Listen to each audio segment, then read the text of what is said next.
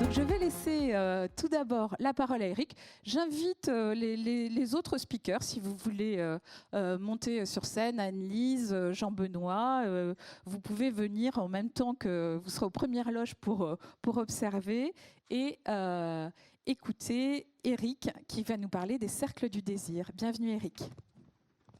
Bienvenue Anne-Lise, bienvenue Jean-Benoît.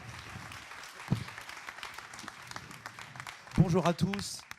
Toujours un bonheur de se retrouver en réel. Merci Kantar d'être partenaire de cet événement qui va, ma foi, j'espère bousculer, puisqu'on va parler de désir.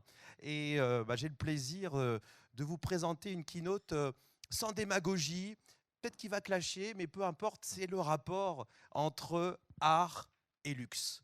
Et on va voir dans cette présentation à quel point le luxe, c'est se nourrir de l'art pour développer, booster sa désirabilité. Et déjà, ce premier visuel, Lucifer se nourrit d'Apollon, Lucifer le luxe, Apollo le monde des arts. C'est parti, je vais vous proposer du coup un voyage. Alors on est dans les cercles de Dante. J'aurais bien aimé comme musique avoir les Rolling Stones Sympathy for the Devil, mais bon, voilà, on a raison gardée. Donc je vais vous proposer un voyage de 5 cercles où on va monter en puissance en termes de désirabilité, comme on va monter en termes d'utilisation, entre guillemets, de l'art. On commence tout de suite par le cercle numéro 1. Et là, c'est une injonction: valoriser le capital culturel, que dis-je, le snobisme culturel de vos clients, les clients du luxe. Alors, ce mot très intéressant, ce claim, savoir, c'est la nouvelle jouissance, c'est la nouvelle possession. Il faut vraiment aujourd'hui rimer consommation du luxe, achat du luxe et capital culturel, donc artistique.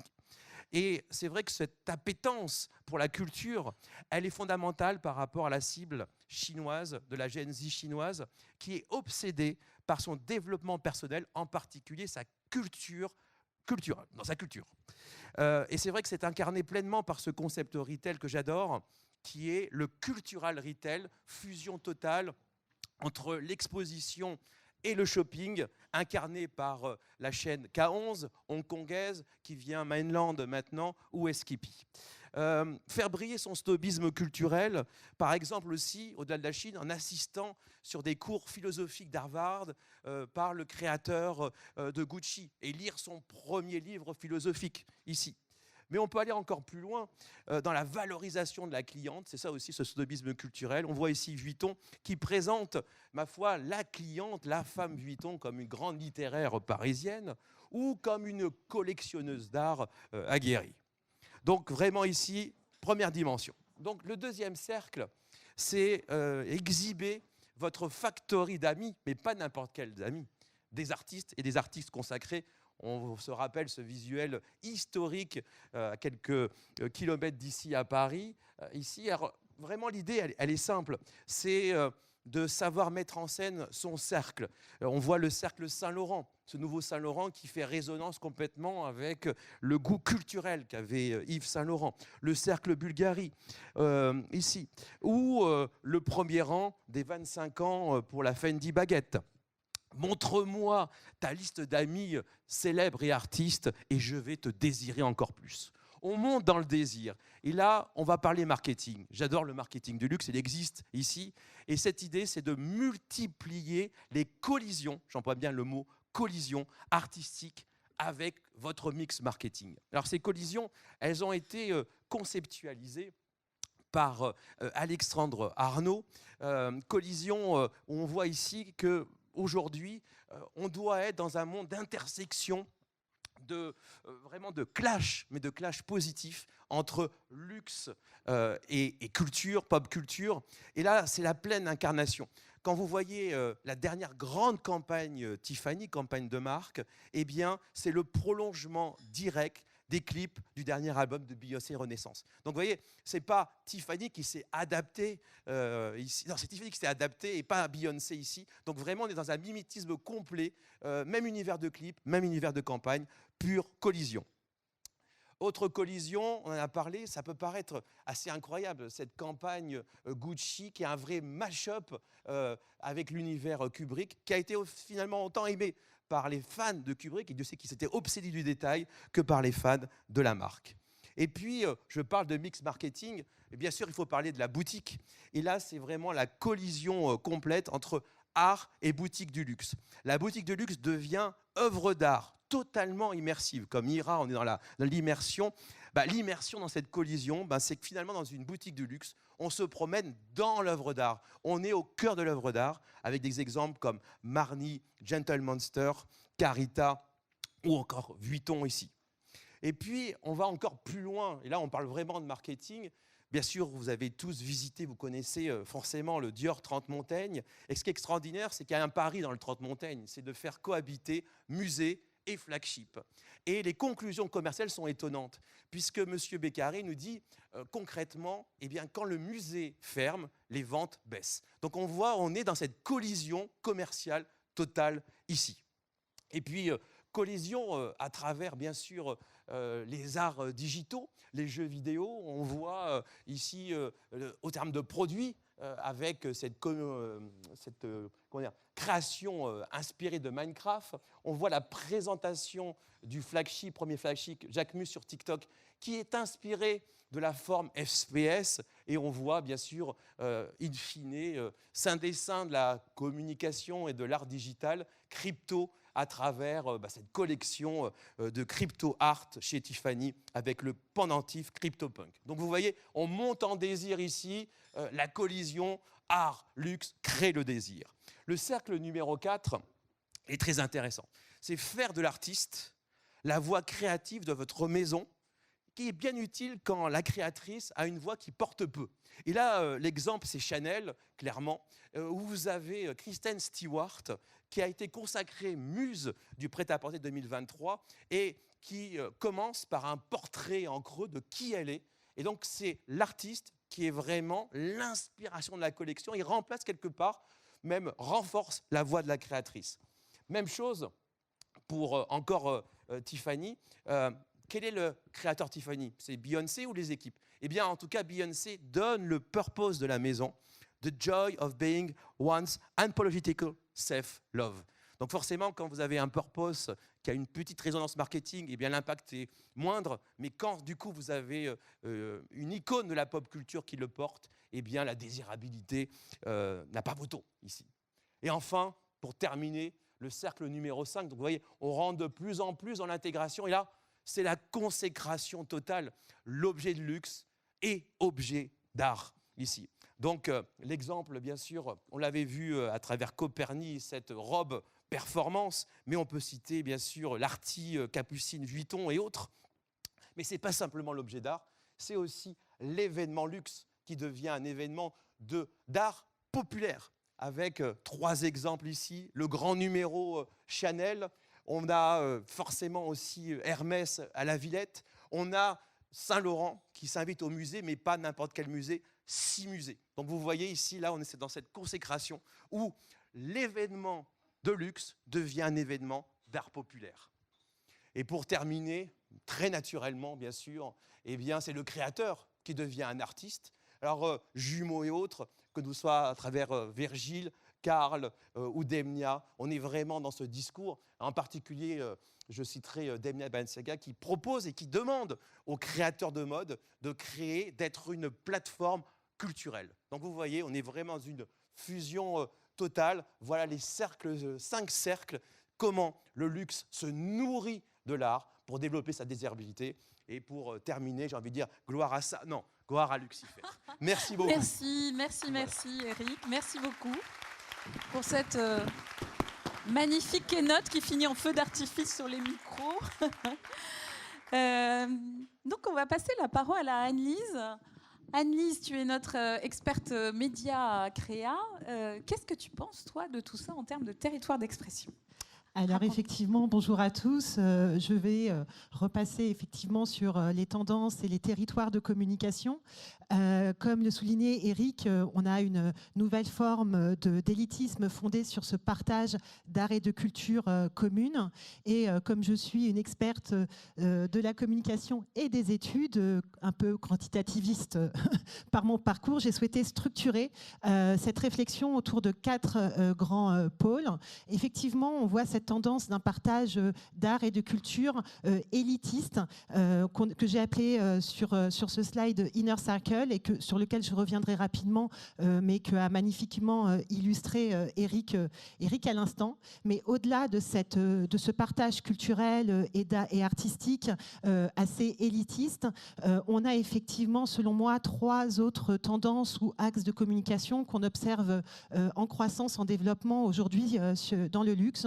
Tout d'abord, et Eric le mentionnait également, cette fusion, cette intégration d'art plus populaire qui se développe notamment autour des communications avec des références autour de la pop culture.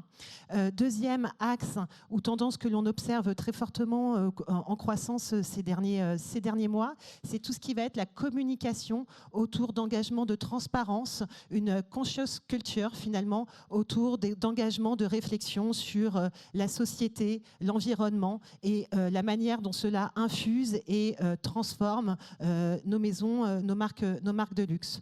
Enfin, dernière tendance, et peut-être plus nouvelle sur les marques de luxe en termes de communication, celle qu'on a appelée happiness. On observe aussi ces derniers mois une tendance à une communication plus joyeuse, plus décalée, avec un ton et un style plus léger, presque humoristique, qu'on observe dans de nombreuses communications. Alors, comme je vous le disais, je ne reviendrai pas longuement sur le premier axe, sur l'Inner Circle. Je trouve que le salon littéraire de Chanel, animé par Charlotte Casiraghi, est vraiment un très bel exemple de cet axe de communication, avec une diffusion régulière en podcast de ces rencontres littéraires entre Charlotte Casiraghi et des autrices contemporaines. Mais cette tendance s'illustre aussi parfaitement avec toutes les collaborations, et Eric en a fait mention d'un certain nombre, des collaborations avec des artistes, le sac Capucine de Vuitton, avec à chaque saison des collaborations. Par exemple, sur la dernière saison, on avait entre autres un sac avec Daniel Buren. Ces collaborations vont maintenant effectivement jusqu'au théâtre, à la danse, à des manifestations live qui infusent et qui se nourrissent les unes des autres.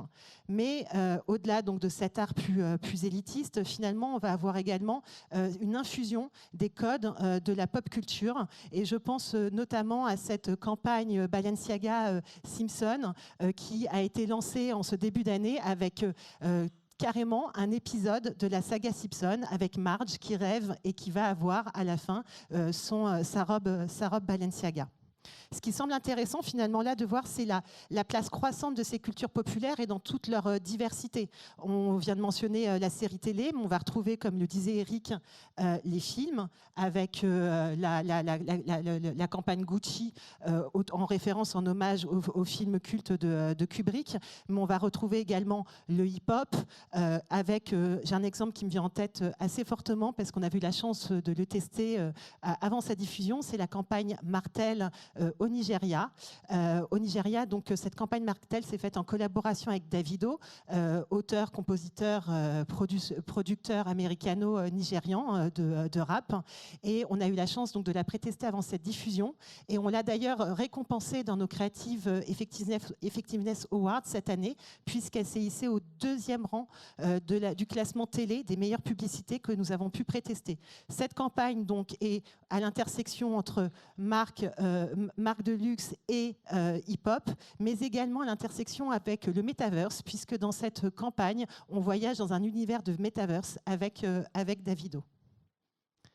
Alors, troisième tendance, au-delà de la pop culture, on observe de plus en plus de communication autour de cette conscience culture que marques et audiences vont partager de plus en plus. Je vous laisse admirer ce magnifique visuel de la campagne Aqua Allegoria de Guerlain qui résume très bien cette tendance de communication. Je laisserai Cécile Lochard, qui nous fait le plaisir d'être avec nous, parler plus de ces enjeux. Mais cette campagne illustre très bien la volonté de communication et de transparence autour à la fois du sourcing et des process de production. On retrouve cette tendance de plus en plus dans les communications au cours des derniers mois. Je pense par exemple à la roseraie de Dior ou à toute la communication de Dior autour du sourcing et de la production d'un parfum emblématique tel que J'adore, ou à d'autres campagnes autour du développement durable, par exemple avec Balenciaga.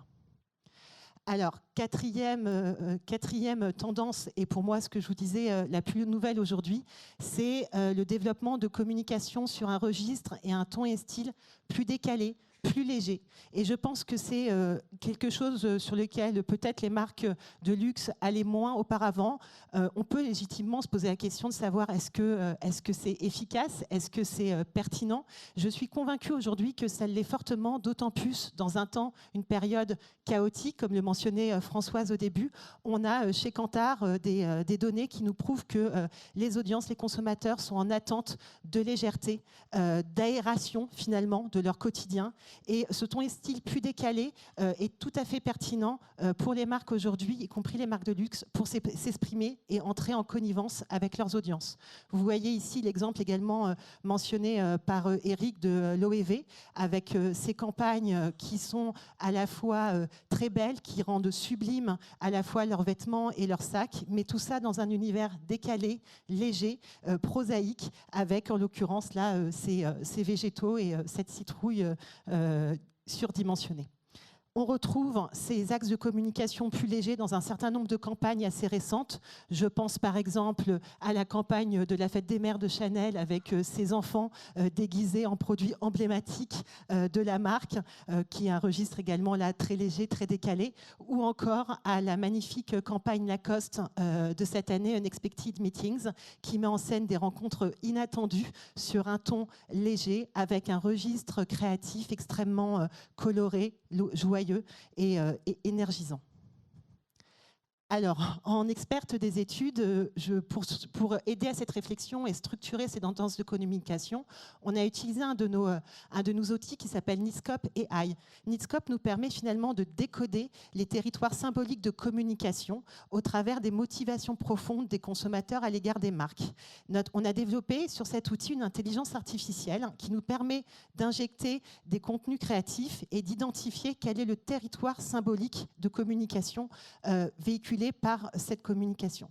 Ce qui est extrêmement intéressant, c'est que dans un univers où on est en présence continue, en communication de manière assez protéiforme sur différents points de contact, finalement cet outil va vous permettre de mesurer et de vous assurer de la cohérence de vos communications d'un support à un autre, d'une campagne à une autre, d'un média à un autre. Quand j'ai injecté l'ensemble des contenus que j'ai partagés avec vous ce matin dans cette intelligence artificielle, ça confirme ces tendances puisqu'on retrouve ces contenus structurés sur deux grands axes.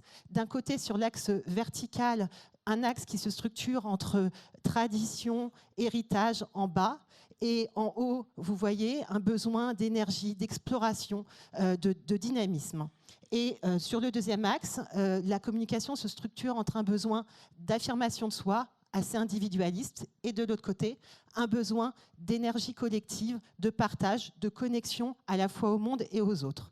Et assez logiquement, on retrouve des campagnes emblématiques que j'ai partagées avec vous ce matin sur ces 4 mappings qui, quelque part, emblématisent les différentes tendances, à la fois l'affirmation de soi, la communication autour d'énergie très collective avec la campagne Martell, la connexion aux autres, l'univers décalé, énergique avec la campagne Lacoste, la volonté de s'ancrer à la fois dans un héritage de grande maison, mais d'être connecté et ouvert au monde avec Guerlain et Aqua Allegoria.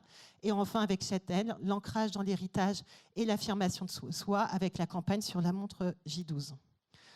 Autre moyen, et j'en terminerai par là, de vous assurer à la fois de cette cohérence, mais de l'efficacité auprès de vos cibles, de vos contenus créatifs, c'est notre méthodologie Live Creative Room qui vous permet de tester vos contenus de manière extrêmement rapide, en 48 heures, par une approche unique mêlant quanti, pour s'assurer d'un potentiel auprès de vos audiences, mais également quali, pour vraiment creuser et optimiser les contenus que vous développez. Je vous remercie. Merci beaucoup, Anne-Lise. Alors, je vais accueillir maintenant Jean-Benoît Périssol. On a échangé dans la préparation de cet événement et c'était vraiment un plaisir de découvrir. Comment ça s'appelle, votre signature déjà? Quelle signature? La signature de la marque Piaget. On va la découvrir peut-être maintenant. On va garder un peu de suspense. D'accord. Je vous laisse la parole, Jean-Benoît. Que toutes ces idées, puisqu'on va parler d'une maison qui est une maison qui a bientôt 150 ans, donc qui fait partie du groupe Richemont, qui est une maison qui a une double particularité, qui est à la fois horlogère et joaillère, ce qui est assez rare dans notre univers.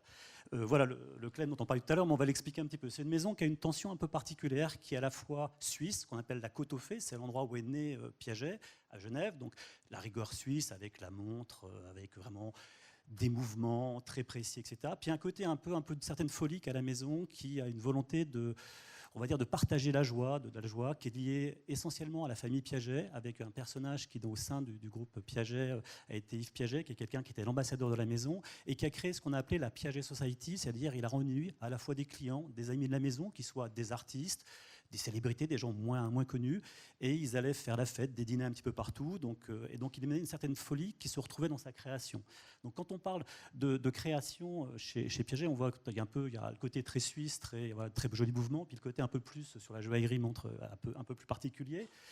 C'est une maison, quand on parle d'artistes ou de culture, avant toute chose, il faut qu'on parle des artisans. Parce qu'aujourd'hui, la maison, il y a les gens qui créent les choses. Et chez Piaget, c'est un élément, mais comme dans beaucoup de maisons de luxe aujourd'hui encore, c'est l'artisan qui fait le produit. Et le produit peut être considéré comme une œuvre d'art parce qu'il y a un savoir-faire particulier, parce qu'il y a un travail de l'or. Par exemple, chez Piaget, on fait des chaînes, on tisse l'or, donc qui sont des choses qui font un petit peu rêver. Et depuis toujours, la famille Piaget a apporté une grande importance à ces artisans qui considèrent comme des artistes. Et dans les années 50, la maison était assez précurseur par rapport à d'autres. C'est qu'elle n'a pas pris quelqu'un du sérail pour diriger sa création, mais elle a pris un artiste, quelqu'un qui venait des arts décoratifs de Genève, qui est ce monsieur qui est décédé maintenant, qui s'appelle Jean-Claude Guay, qui pendant des années est arrivé à la Côte aux Fées, donc en Suisse, dans le Jura suisse, avec ses pinceaux, ses gouaches, ses crayons.